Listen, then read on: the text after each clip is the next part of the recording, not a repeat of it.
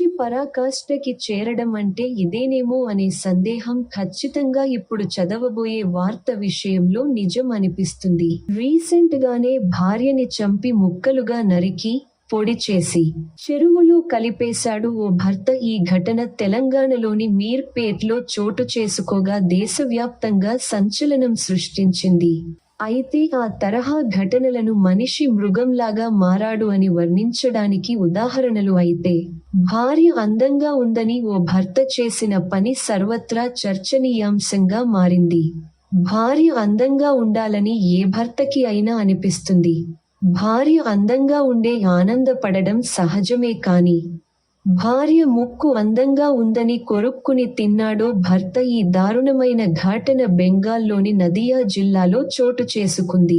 ఈ ఊహించని ఘటన ఇప్పుడు దేశవ్యాప్తంగా హాట్ టాపిక్ గా మారింది. ఇదేం పిచ్చి అంటూ విమర్శలు వెల్లువెత్తుతున్నాయి.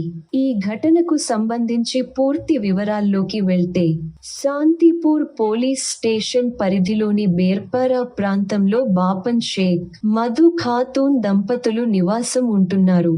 అయితే ఈ నెల 2న తెల్లవారుజామున 3 గంటల ప్రాంతంలో బాపన్ షేక్ ఇంట్లో మధు ఖాతూన్ గట్టిగా కేకలు వేయడం స్థానికులు గమనించారు.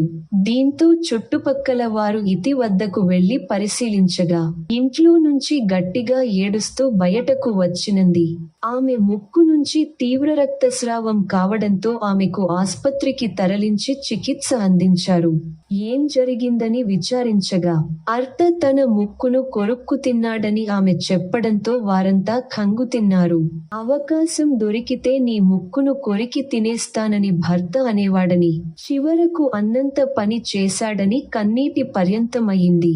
ఈ ఘటన స్థానికంగా కలకలం సృష్టించింది. ఈ దారుణంపై తన తల్లితో కలిసి మధు ఖాతూన్ శాంతిపూర్ పోలీసులకు ఫిర్యాదు చేయడంతో విషయం బయటకు వచ్చింది. దీంతో ఆమె భర్తను అరెస్ట్ చేసినట్టు సమాచారం.